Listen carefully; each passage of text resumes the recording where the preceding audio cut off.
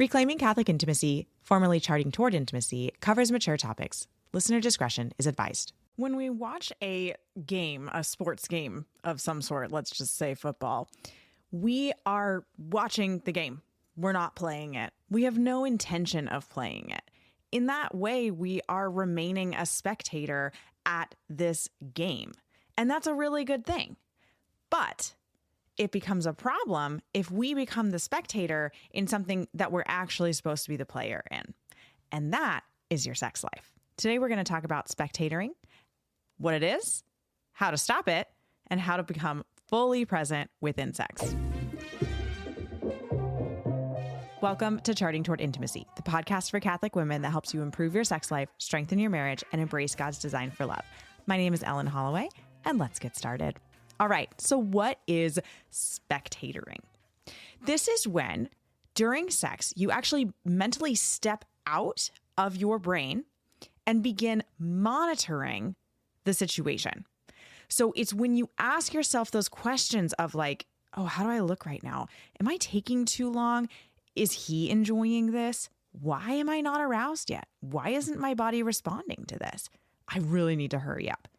When we have those kinds of thoughts, we are not present in sex. The brain is running this constant commentary track, like we're spectatoring our own sex life. Our sex life is something to be present in, not to watch. So here's the thing with spectatoring is most women have never heard this term before.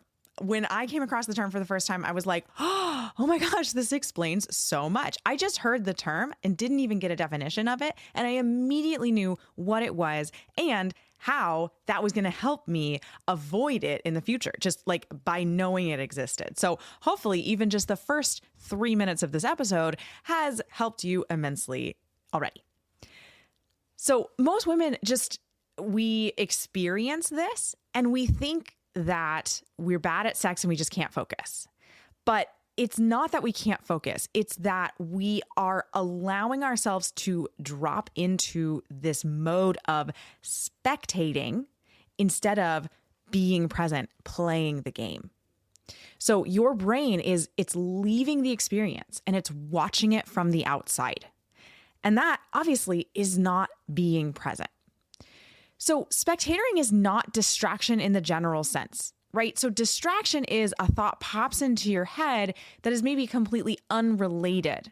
So, oh my gosh, I have got to get the laundry switched over because we need the uniform that's in there for school tomorrow, for soccer practice tomorrow, whatever uniform it is, right? Like that's a distraction. But spectatoring is like, am I doing good enough? Do I look good right now? Am I making the right noises? Is this appropriate for me to be doing? Is he having a good time? Is he enjoying it? Is he wanting me to speed up? Should I speed up? Right? That commentary is not distraction. That is spectatoring. This is super common in women. Pretty much every woman that I have coached or have had in my 8-week program has experienced this to some degree. So spectatoring is very, very common and it's actually very solvable. So why is spectatoring a problem? Arousal requires the brain to feel safe and present. Spectatoring or self-monitoring is essentially what spectatoring is. It activates the part of the brain that's associated with evaluation and judgment.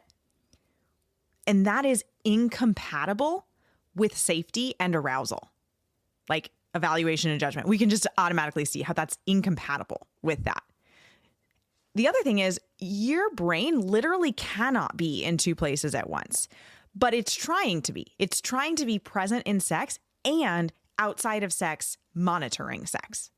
The brain is watching what's going on, so it can't actually experience it. And so this is where I think a lot of you have told me this phrase of, I want to want this, but I just can't get there. Like in my head, I want to get aroused and I want to enjoy this, but like my body's just not responding. It's because you're trying to feel arousal while simultaneously auditing every single action that you're doing.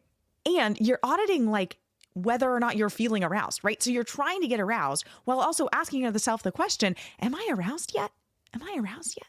Am I aroused yet? I mean, how many of you guys have a 6-year-old or a 4-year-old, right? Who like constantly when you're driving somewhere is like, are we there yet? Are we there yet? Are we there yet? How annoying is that?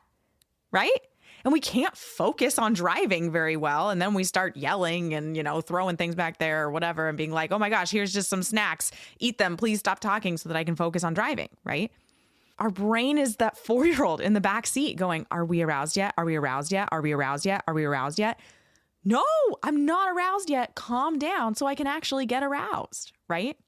I mean, just imagine like trying to fall asleep while also monitoring whether you're asleep yet. You would never be able to fall asleep because you'd constantly be thinking, am I asleep yet? And that thought is keeping you from being able to fall asleep. So this is the same thing with arousal, that constant thought of, am I aroused yet? Or why am I not aroused yet? Or does this feel good? Or whatever. It's keeping you from actually being able to be aroused. Spectatoring is the opposite of surrendering. And I talk a lot about how receiving an orgasm is about that full trust and surrender.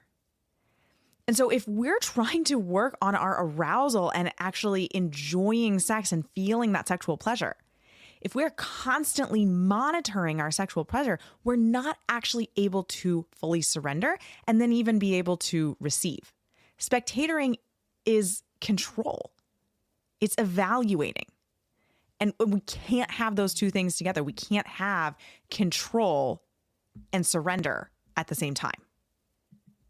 So where does this spectatoring come from? One area is purity culture, because we were taught constantly to, monitor ourselves and make sure we weren't being a distraction for other boys, or, we weren't wearing or doing or saying something that we shouldn't say.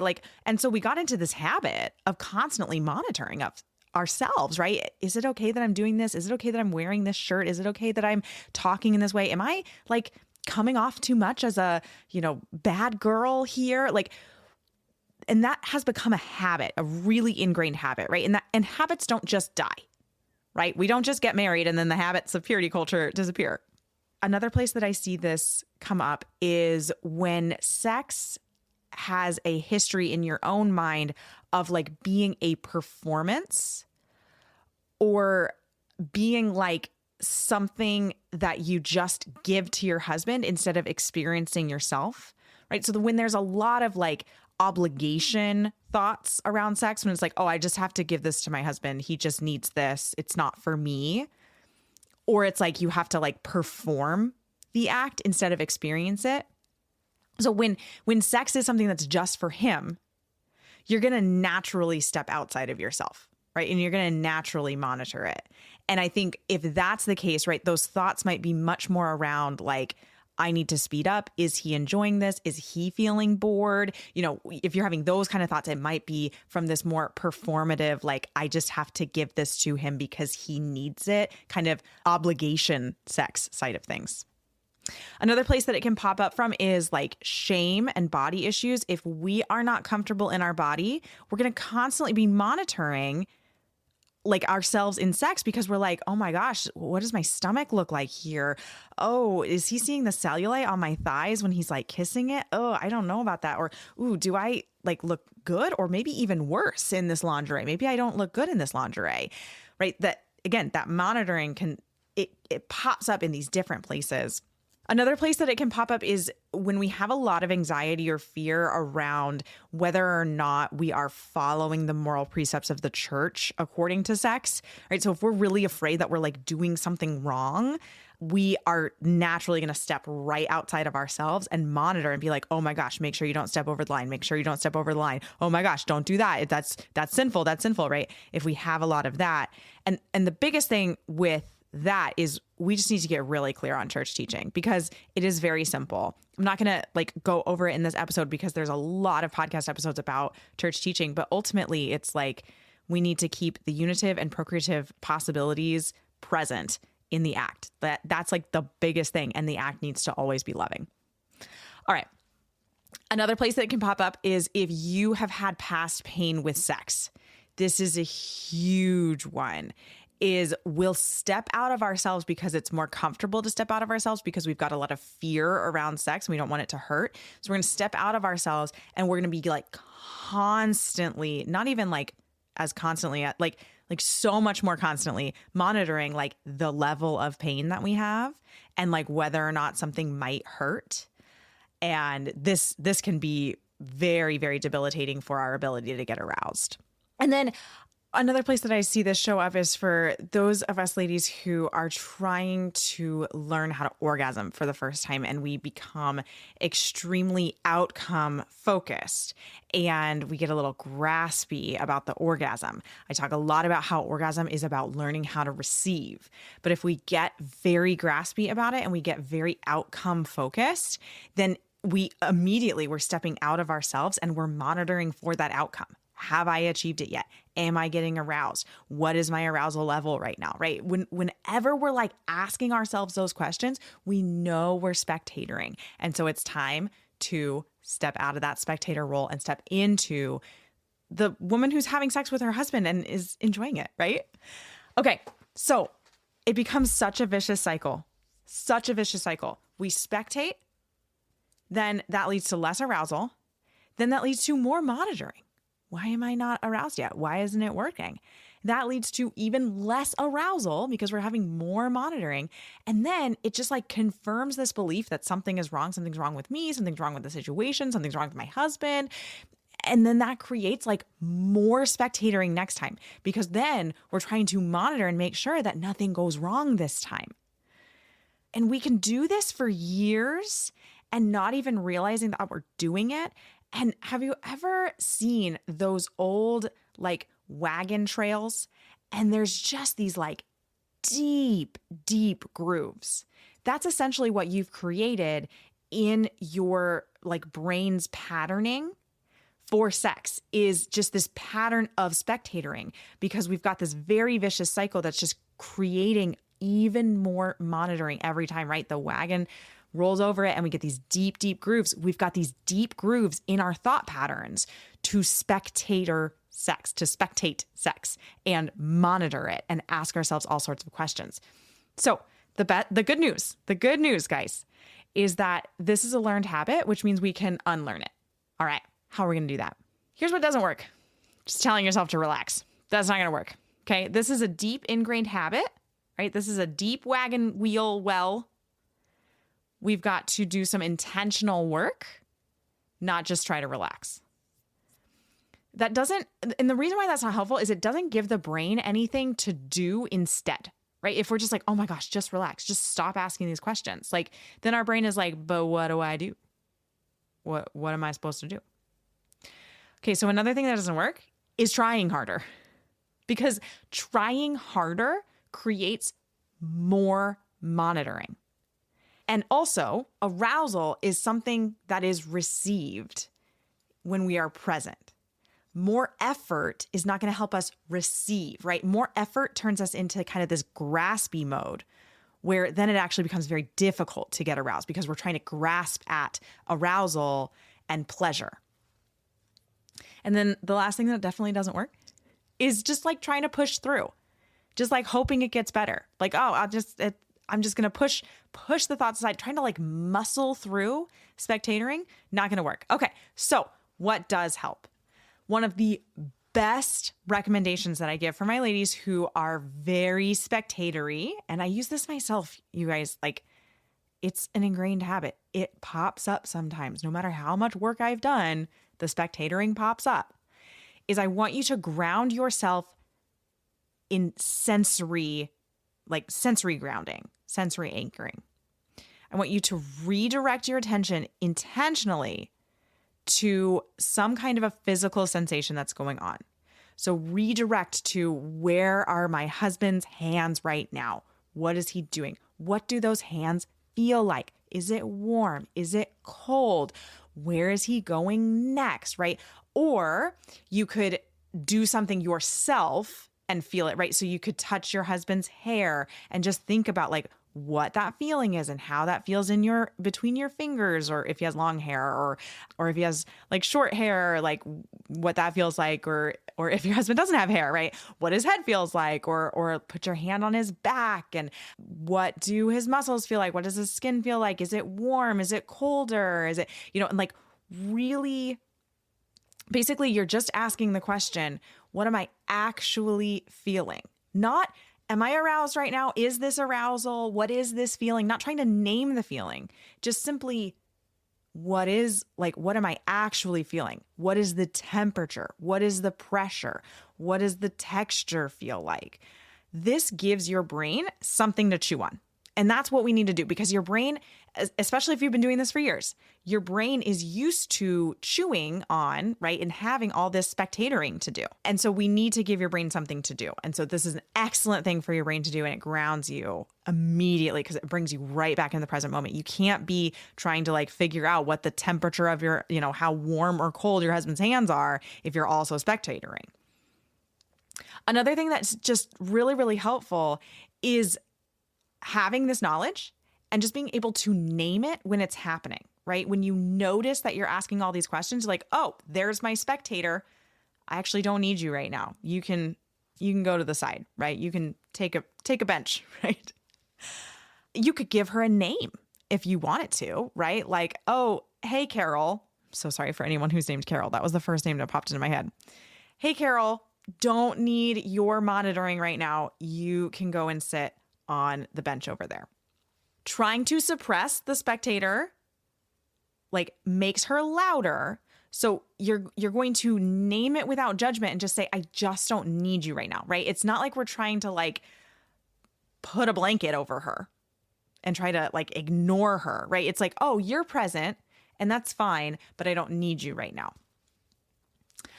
Another thing that can be super helpful in kind of routine in avoiding the spectator is creating a mental transition. I've got a podcast episode called the 10-Minute Unwind. It is all about giving yourself 10 minutes and just really allowing your brain to relax from your day, whatever your day was. If your day was running around with little kids, or if your day was, crazy corporate meetings, or all the school drop-offs and the pickups from activities and things like that, like whatever your day was, grounding yourself in a routine to really calm yourself and allow yourself to actually enter into time with your husband, that is going to help in kind of letting the spectator calm down a little bit, right? Because if we're just entering immediately in, the spectator is like, I have so much to monitor. I have to make sure this is okay because we are so stressed right now and everything's been going on and like we're not relaxed at all. And I need to monitor it to make sure that we do this fast enough, right? If we alleviate some of those things, the monitor is going to be able to take a back seat because she's like, oh, I don't have to monitor anything. She's actually in a good place right now. She's actually ready to enter into sex, right? You can see, again, I think it's really helpful to kind of think of her as another person, just like sitting in your brain. And we can just tell her, oh, we don't need you right now. And this is also where, surprise, surprise, I'm going to talk about scheduled sex, okay? This is where scheduled sex with like intentionally anticipating it can really, really help. Because if you are dreading sex, right? If we've scheduled sex and we're dreading it, your spectator she's already working overtime right now. She's been working overtime the whole week that you've been dreading it. But if we are scheduling sex and we are intentionally anticipating it and we're preparing for it, like date night when we were still dating our husband before we were married, and we're like thinking about what we're going to wear and we're excited and how are we going to make it special, those kind of things, the spectator gets to take a little back seat because she's not needed. All right. So spectatoring is one of the biggest reasons why it is so hard to stay present in sex. So I hope that learning this will help you to then enter in more fully into sex and be able to be even more present. Thanks so much for listening. If you have ever gotten any value from this podcast, could you do me a favor really quick? Go into the podcast app that you are listening in, and if it gives you an option to rate and review, please rate and review this podcast. It helps us so much in reaching new listeners and spreading the word about this podcast. Thanks so much for listening.